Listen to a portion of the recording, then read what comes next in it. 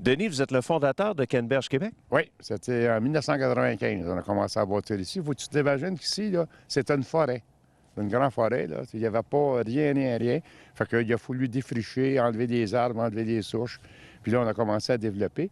Puis tant qu'on plante un champ de canneberge, ça prend 3 ans avant d'avoir une récolte. Fait qu'il fallait se préparer d'avance, puis il fallait avoir les reins assez solides pour endurer ça 3 ans de temps sans revenu, puis de la dépense tous les ans.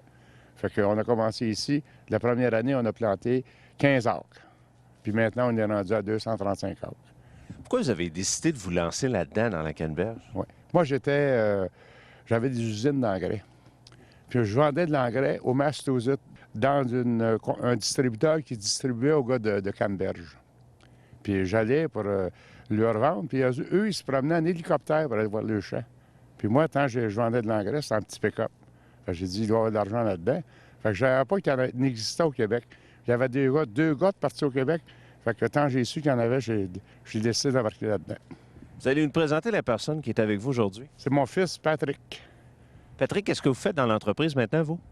Bien, moi, je suis comme un peu directeur général. En fait, on se partage l'ouvrage à deux, moi et mon père. Fait que c'est ça. Moi, je suis un peu comme le directeur général. Je m'occupe autant des opérations au niveau de l'emballage que des opérations ici au niveau du champ, puis conjointement avec mon père. Là, je vais vous demander, parce qu'on a la chance d'être avec vous aujourd'hui, je peux vous suivre quelque temps, vous montrer aux gens un peu comment ça fonctionne? Oui, ça nous fait plaisir. Qu'est-ce qu'on fait pour l'instant pour commencer? Bien là, on peut peut-être remarquer ici la batteuse en arrière de nous. C'est une batteuse qui, en fait, comme vous voyez, les fruits flottent sur l'eau. Et puis, la raison, c'est qu'à l'intérieur du fruit, il y a des alvéoles qui est comme un petit peu des trappes d'air. Aussitôt que le fruit est un petit peu brassé, il monte à la surface puis il flotte.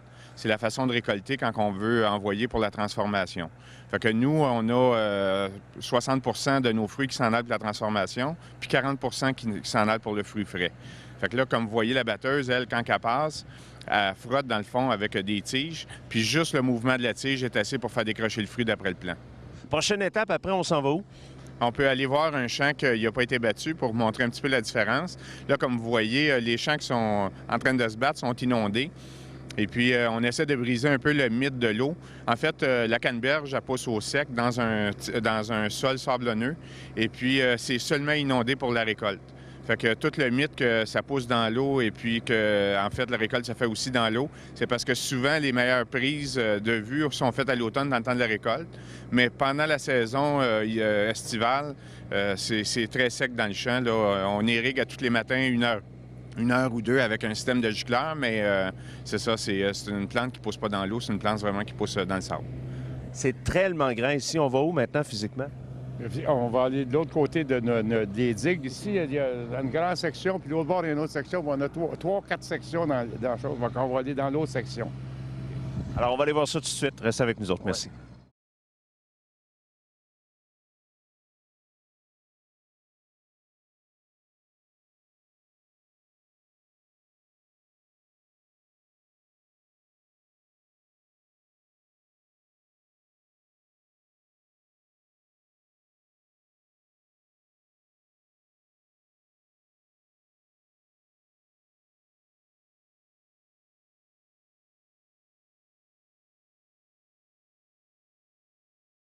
Patrick, je voudrais qu'on fasse vivre aux gens l'expérience, en fait, à partir du début de l'année. Comment ça se passe? Bien, nous, le début de l'année commence, mettons, fin décembre, début janvier. On inonde tous les champs sur le même principe que qu'est-ce qu'on fait pour la récolte. Et puis, on attend que le froid arrive. Ça fait une glace. Cette glace-là va protéger les plants parce que les bourgeons sont déjà formés à partir du mois de septembre.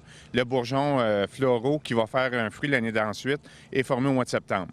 Fait que on protège avec ça, on est capable de protéger nos bourgeons. Ensuite de ça, pour pas compacter le sol, nous, on sable les champs à tous les 3 ans, on fait une rotation. Et ensuite de ça, bien là, le printemps commence. Fait qu'au printemps, bien, on a des nuits de gel. Parce que le bourgeon tolère une certaine température, mais fait que si la température est en deçà, le système d'irrigation part. On a un système automatisé d'irrigation. Il y a des sondes partout dans les champs qui sont reliées après avec nos pompes.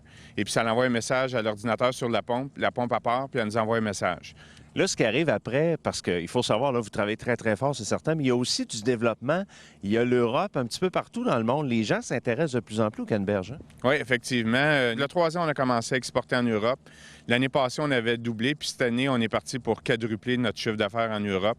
Il y a un engouement en Europe pour la canneberge qui est bien parce qu'il faut écouler le surplus des fruits cette année dans d'autres marchés, des nouveaux marchés. Ça évolue beaucoup. Il y a même une variété sucrée. Non, on n'a pas de variété sucrée. On est à la recherche d'une variété sucrée. On est avec l'Université Rutgers. On recherche une variété qui va avoir une durée tablette plus longue et puis qu'on pourrait vendre des fruits frais à l'année. On recherche une variété qui est plus sucrée. L'Université Rutgers, eux autres, ils recherchent le rendement. Nous, on lui donne le rendement, puis on conserve les fruits pour essayer de trouver une variété qui va rencontrer nos besoins à nous.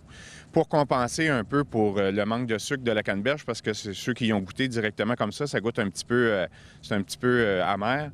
On a un nouveau produit qu'on commercialise cette année qui est une parquette de plastique où tu as des canneberges d'un côté et puis une trempette au chocolat ou au caramel. Fait que vous prenez la canneberge, vous la trempez, vous la consommez directement comme ça. C'est vraiment bon. Le goût amer, quand il rencontre le goût sucré, soit du caramel ou du chocolat, ça donne un goût extraordinaire en bouche. Et ça, c'est unique à Canneberge Québec? C'est nous qui a comme inventé le produit qui commence à le commercialiser. On est les premiers au monde à commercialiser ça. Excellent. Les gens qui veulent se procurer les produits Canneberge Québec, à quel endroit on peut se les procurer? On est présent dans plusieurs fruiteries, dans toutes les grandes chaînes d'alimentation, en Ontario, ici au Québec, et puis, comme je vous disais tantôt, en Europe, beaucoup. Puis les gens qui vont vous voir sur le web, d'ailleurs, pourront aller faire un tour sur le site Internet? Oui, on a un site Internet qui est www.cannebergequebec.com. Excellent. Merci beaucoup. Merci.